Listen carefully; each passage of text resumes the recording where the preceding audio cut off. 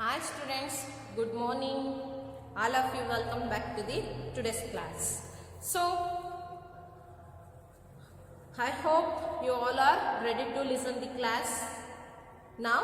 So, students, in our last session we already did the fundamental rights.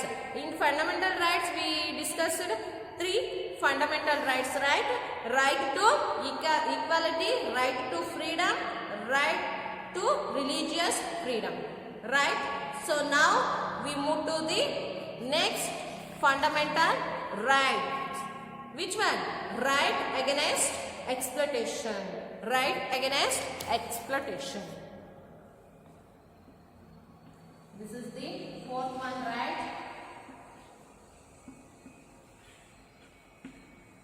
Right against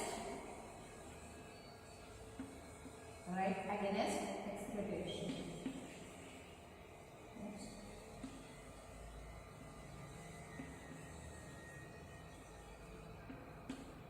Right against exploitation. Okay. So this is the fourth fundamental rights of all Indian citizens. So the rich cannot take undue advantage of the poor.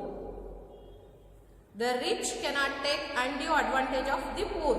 So ಈ ಬಡವರ ಮೇಲೆ ಶೋಷಣೆಯನ್ನ ಈ ಶ್ರೀಮಂತರ ದಬ್ಬಾಳಿಕೆಯನ್ನ ನಡೆಸತಕ್ಕಂಥದ್ದು. So it means no one can be forced to work without wages and be exploited. That means ನಾವು ಕೆಲಸಕ್ಕೆ ಸರಿಯಾದ ವೇತನವನ್ನ ಕೊಡದೆ, ಅವರಿಗೆ ಕೆಲಸಕ್ಕೆ ಸರಿಯಾದ ಸಂಬಳವನ್ನ ಕೊಡದೆ ಅವರಿಂದ ದುಡಿಸ್ಕೊಳ್ತಕ್ಕಂಥದ್ದು, ಕೆಲಸವನ್ನ ತಗೊಳ್ತಕ್ಕಂಥದ್ದು. ಸೊ ಈ ರೀತಿಯಾದ ಒತ್ತಾಯಪೂರ್ವಕವಾಗಿ ದಬ್ಬಾಳಿಕೆಯನ್ನ ಮಾಡತಕ್ಕಂಥದರ ವಿರುದ್ಧ ನಾವು ಧ್ವನಿಯನ್ನ ಎತ್ತತಕ್ಕಂಥದ್ದು, ಅಂದ್ರೆ ಅದರ ವಿರುದ್ಧ ಫೈಟ್ ಮಾಡ್ತಕ್ಕಂಥ ಒಂದು ಹಕ್ಕು. So children cannot be forced to work. ಮಕ್ಕಳನ್ನು ಸಹ ಈಗ ಚಿಕ್ಕ ಈ ಬಾಲಕಾರ್ಮಿಕ ಪದ್ಧತಿ ಅಂತ ಏನ್ ಹೇಳ್ತೀವಲ್ವಾ, ಸೊ ಈ ಚಿಲ್ಡ್ರನ್ ಲೇಬರ್ಸ್, ಈ ತರದ ಚಿಕ್ಕ ಮಕ್ಕಳಿಂದನೂ ಕೂಡ ನಾವು ಕೆಲಸವನ್ನ ತೆಗೊಳ್ತಕ್ಕಂಥದ್ದನ್ನು ಕೂಡ ನಾವು ರೆಸ್ಟ್ರಿಕ್ಟ್ ಮಾಡ್ತಕ್ಕಂಥದ್ದು, ಅಪೋಸ್ ಮಾಡ್ತಕ್ಕಂಥದ್ದು. The Indian constitution prohibits child labour. ನಮ್ಮ ಸಂವಿಧಾನ ಈ ಬಾಲಕಾರ್ಮಿಕ ಪದ್ಧತಿಯನ್ನ ಏನ್ ಮಾಡಿದೆ? ಪ್ರಾಹಿಬಿಟೆಡ್ ಅಂದ್ರೆ ರದ್ದು ಮಾಡಿದೆ. ಗೊತ್ತಾಯ್ತಲ್ವಾ? ಸೊ ಈ ಕೆಲಸಕ್ಕೆ ಸರಿಯಾದಂತಹ ಸಂಬಳವನ್ನ ಕೊಡದೆ ಅವರಿಂದ ದುಡಿಸ್ಕೊಳ್ತಕ್ಕಂಥದ್ದು. ಅದೇ ರೀತಿ ಮಕ್ಕಳಿಂದ ನಾವು ಅವರನ್ನ ಶಾಲೆಗೆ ಕಳಿಸದೆ ಮಕ್ಕಳಿಂದ ಕೆಲಸವನ್ನ ತಗೊಳ್ತಕ್ಕಂಥದ್ದನ್ನ ನಮ್ಮ ಸಂವಿಧಾನ ಏನ್ ಮಾಡಿದೆ? ಅದನ್ನ ರದ್ದು ಮಾಡಿದೆ, ನಿಷೇಧಿಸಿದೆ. So and then right to education. Right to education.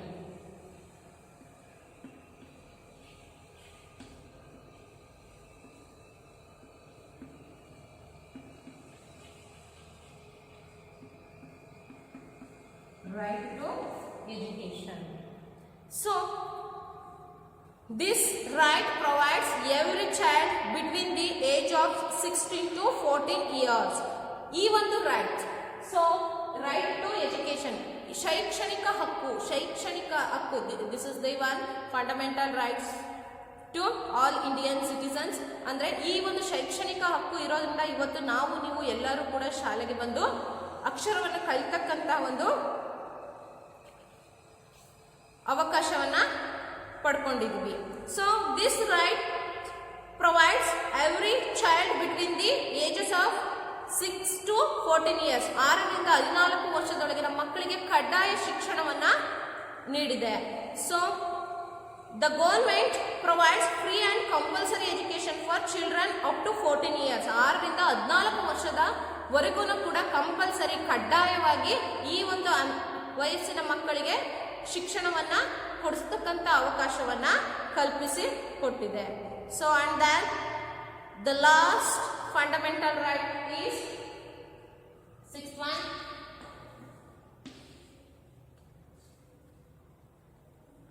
Right to constitutional remedies.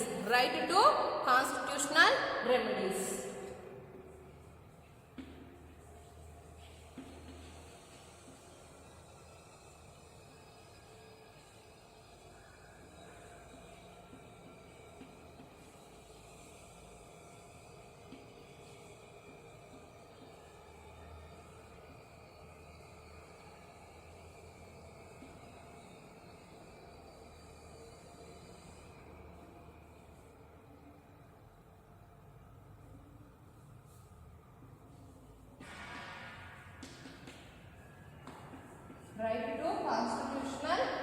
remedies. It means that everyone has the right to ask for justice. Everyone have the right to ask the justice in a court of law. ಎಲ್ಲರೂ ಕೂಡ ನಮಗೆ ನ್ಯಾಯವನ್ನು ಕೇಳ್ತಕ್ಕಂಥ ಒಂದು ಹಕ್ಕನ್ನ ಹೊಂದಿದ್ದಾರೆ. So if his or her fundamental rights have been violated by any person or office of India, ನಮ್ಮ ಸ್ವತಂತ್ರವನ್ನ, ನಮ್ಮ ನ್ಯಾಯ ಕೇಳ್ತಕ್ಕಂಥ ಹಕ್ಕನ್ನ ನಾವು ಯಾರು ಕೂಡ ಒತ್ತಾಯಪೂರ್ವಕವಾಗಿ ನಿರ್ಬಂಧಿಸುವ ಹಾಗೆ ಇಲ್ಲ. ಎಲ್ಲರೂ ಕೂಡ ಅವರದೇ ಆದಂತಹ ಒಂದು ಸ್ವತಂತ್ರವನ್ನ ಹೊಂದಿದ್ದಾರೆ. ನಾವು ನಮ್ಮ ನ್ಯಾಯಾಲಯದ ಮೂಲಕ ನಮಗೆ ಬೇಕಾದಂತಹ ನ್ಯಾಯವನ್ನ ಪಡ್ಕೊಳ್ತಕ್ಕಂಥ ಒಂದು ಅಧಿಕಾರವನ್ನ ನೀಡಿದೆ. So, however, these rights are not absolute and government may take certain measures such as reservation for the upliftment of the backward and poorer section of society. So, ನಮ್ಮ ಭಾರತದಲ್ಲಿ ಯಾವುದೇ ವ್ಯಕ್ತಿ ಅಥವಾ ಆಫೀಸ್, ಕಚೇರಿ ಇರ್ಬೋದು, ಮೂಲಭೂತ ಹಕ್ಕುಗಳನ್ನ ಉಲ್ಲಂಘಿಸಿದರೆ, ಅದನ್ನ ನಾವು ಫಾಲೋ ಮಾಡದೆ ಅದನ್ನ ನೆಗ್ಲೆಕ್ಟ್ ಮಾಡಿದ್ರೆ, ಸೊ ಈ ತರದ ಒಂದು ಪೀಪಲ್ಸ್ ಮೇಲೆ ನಮ್ಮ ಸರ್ಕಾರ ಈ ಹಕ್ಕುಗಳನ್ನು ಸಂಪೂರ್ಣವಾಗಿ ಅದನ್ನ ನಿರ್ಬಂಧಿಸಿದೆ. ನಾವು ನಮ್ಮ ಸಮಾಜದಲ್ಲಿ ಹಿಂದುಳಿದಿರ್ತಕ್ಕಂಥ ಬಡವರ್ಗದ ಜನಾಂಗದ ಉನ್ನತಿಗಾಗಿ ನಾವು ಕೆಲವೊಂದು ಮೀಸಲಾತಿ ತರದ ಮೀಸಲಾತಿಯನ್ನ ನೀಡ್ಬಿಟ್ಟು ಈ ತರದ ಒಂದು ಕ್ರಮಗಳನ್ನ ತೆಗೆದುಕೊಳ್ತಕ್ಕಂಥ ಒಂದು ಅಧಿಕಾರವನ್ನ ನೀಡಿದೆ. And then fundamental rights can be suspended in times of emergency. In 1975 some of these rights were suspended for some time by the government of India. ಅಂದ್ರೆ ತುರ್ತು ಸಮಯದಲ್ಲಿ ನಮ್ಮ ಕೆಲವೊಂದು ಎಮರ್ಜೆನ್ಸಿ ಟೈಮಲ್ಲಿ ಸೊ ಮೂಲಭೂತ ಹಕ್ಕುಗಳನ್ನ ನಾವು ಅಮಾನತುಗೊಳಿಸಿರ್ಬೋದು. ಎಸ್ಪೆಷಲಿ ಇನ್ 1975 ಅಲ್ಲಿ some of these rights were suspended for some time by the government of India.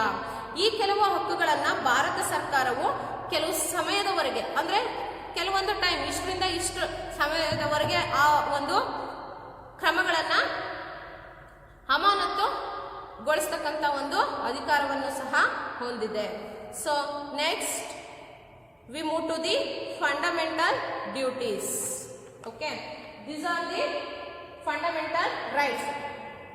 So first one is right to equality, right to freedom, right to education, right to religious freedom, right to against exploitation, right to constitutional remedies. These are the These are the 6 fundamental rights. So and then we move to the fundamental duties.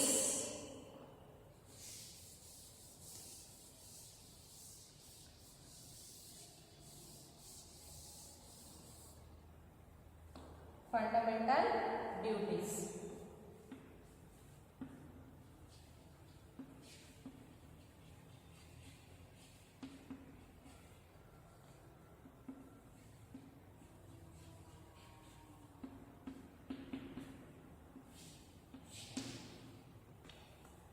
Fundamental duties.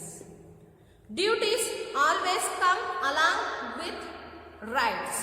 ನಮ್ಮ ಈ ಮೂಲಭೂತ ಹಕ್ಕುಗಳ ಜೊತೆಗೆ ನಮ್ಮ ಮೂಲಭೂತ ಕರ್ತವ್ಯಗಳು ಕೂಡ ಪ್ರಾರಂಭ ಆಗುತ್ತೆ. So along with the fundamental rights, the constitution of our country also mentions some fundamental duties for all Indian citizens or all of us. So all of us are expected to perform these. All of us expected to perform all these duties. Okay. Some of these duties are mentioned in our textbook, right?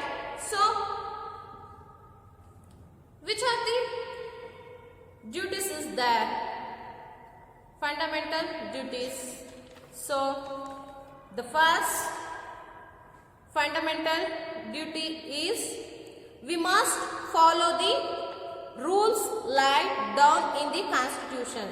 ನಮ್ಮ ಸಂವಿಧಾನದ ಕ್ರಮಗಳು ಏನಿದೆ, ನಮ್ಮ ಸಂವಿಧಾನದ ನಿಯಮಗಳು ಏನಿದೆನೋ ಸಂವಿಧಾನದ ಎಲ್ಲ ನಿಯಮಗಳನ್ನು ಕೂಡ ನಮ್ಮ ಎಲ್ಲ ಭಾರತೀಯ ನಾಗರಿಕರು ಸಹ ಪಾಲಿಸ್ತಕ್ಕಂಥದ್ದು. And then second one, we must honour the national flag and the national anthem. ಅಂದರೆ ನಮ್ಮ ರಾಷ್ಟ್ರಧ್ವಜ, ರಾಷ್ಟ್ರಗೀತೆಗೆ ನಾವು ಗೌರವವನ್ನು ನೀಡ್ತಕ್ಕಂಥದ್ದು. ಇದು ನಮ್ಮ ಮೂಲಭೂತ ಕರ್ತವ್ಯ. ಅದೇ ರೀತಿ we must treat all Indians has equals. ನಮ್ಮ ಭಾರತೀಯ ಎಲ್ಲ ಜನರನ್ನು ಸಹ ನಾವು ಸಮಾನವಾಗಿ ನೋಡ್ತಕ್ಕಂಥದ್ದು.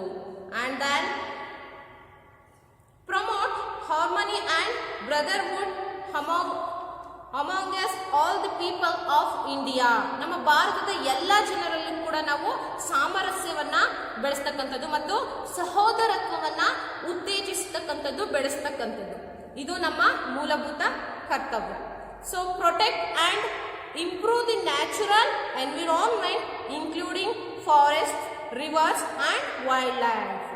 Protect and improve the natural environment, ನಮ್ಮ ನೈಸರ್ಗಿಕ ಪರಿಸರವನ್ನು ನಾವು ರಕ್ಷಿಸೋದು ಮತ್ತು ಬೆಳೆಸ್ತಕ್ಕಂಥದ್ದು. ಯಾವುದು? ನದಿಗಳು ಇರ್ಬೋದು, ಅರಣ್ಯಗಳು ಇರ್ಬೋದು, ಅಂದರೆ ಕಾಡುಗಳು.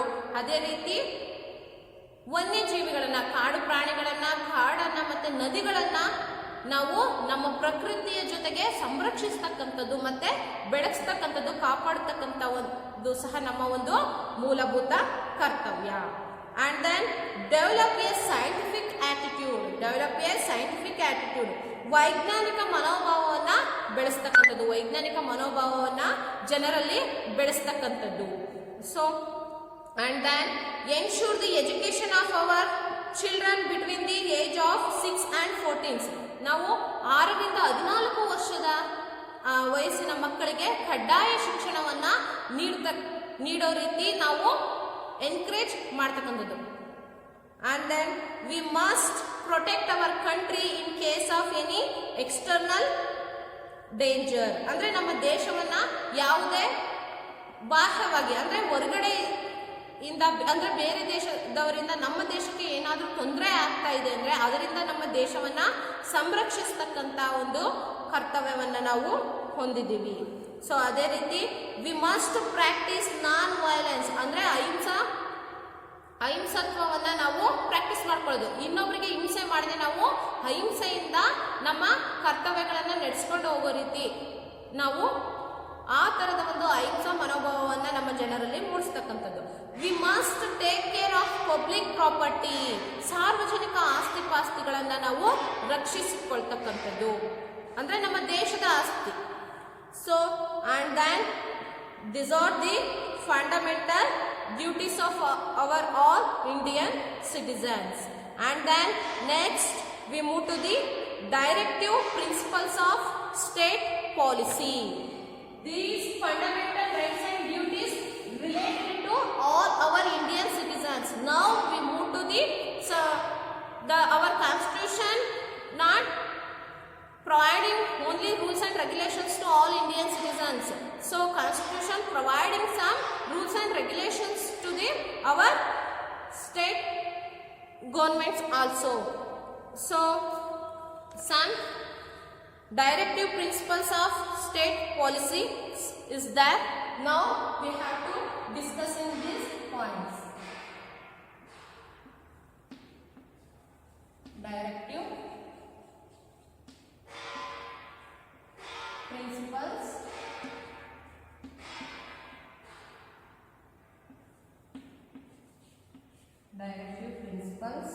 of state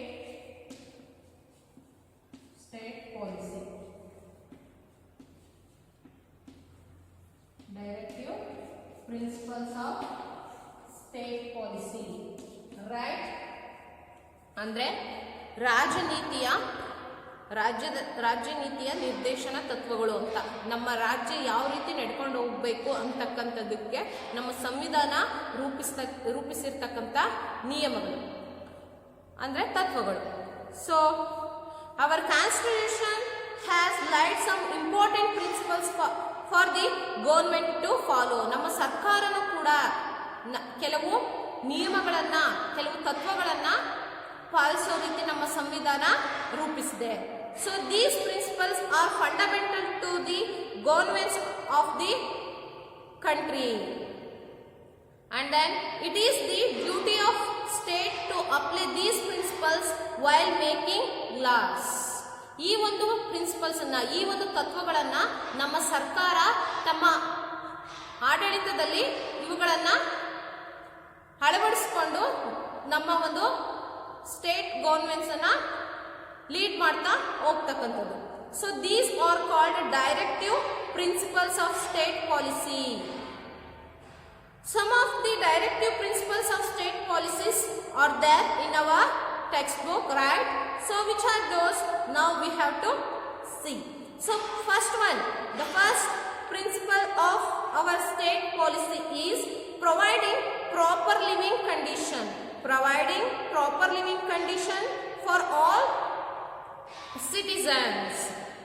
Providing proper living condition for all citizen. ನಮ್ಮ ಭಾರತದಲ್ಲಿ, ನಮ್ಮ ರಾಜ್ಯದಲ್ಲಿ ವಾಸ ಮಾಡ್ತಕ್ಕಂಥ ಜನರಿಗೆ ನಾವು ಬೇಕಾಗಿರ್ತಕ್ಕಂಥ ಮೂಲಭೂತ ಸೌಕರ್ಯಗಳನ್ನು ಒದಗಿಸ್ತಕ್ಕಂಥದ್ದು ಇದು ನಮ್ಮ ಸರ್ಕಾರದ ಜವಾಬ್ದಾರಿ.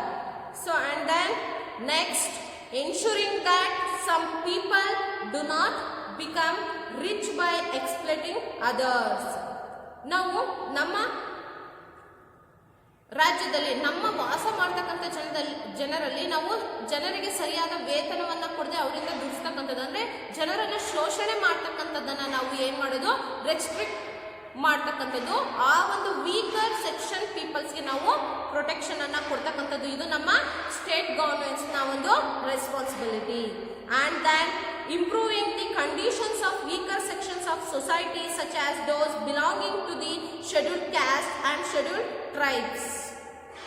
ಪರಿಶಿಷ್ಟ ಜಾತಿ, ಪರಿಶಿಷ್ಟ ವರ್ಗ ಅಂತ ಏನ್ ಹೇಳ್ತೀವಲ್ವಾ ನಾವು, ಸೊ ಈ ತರದ ಜನರಿಗೆ ನಾವು ಪ್ರೊಟೆಕ್ಷನ್ ಅನ್ನ ಕೊಡ್ತಕ್ಕಂಥದ್ದು, ಅವರಿಗೆ ಕೆಲಸಕ್ಕೆ ಸರಿಯಾದ ಸಂಬಳವನ್ನ ಕೊಡ್ತಕ್ಕಂಥದ್ದು, ಅವರಿಗೆ ನೀಡಿರ್ತಕ್ಕಂಥ ಬೇಸಿಕ್ ಫೆಸಿಲಿಟೀಸ್ ಅನ್ನ ಪ್ರೊವೈಡ್ ಮಾಡ್ತಕ್ಕಂಥದ್ದು. And then government should give work to all. ನಮ್ಮ ಸರ್ಕಾರ ಎಲ್ಲ ಜನರಿಗೂ ಸಹ ಕೆಲಸವನ್ನ ಕೊಡ್ತಕ್ಕಂಥದ್ದು ಇದು ನಮ್ಮ ಸರ್ಕಾರದ ಒಂದು responsibility. This is also one of the principles of our state policy.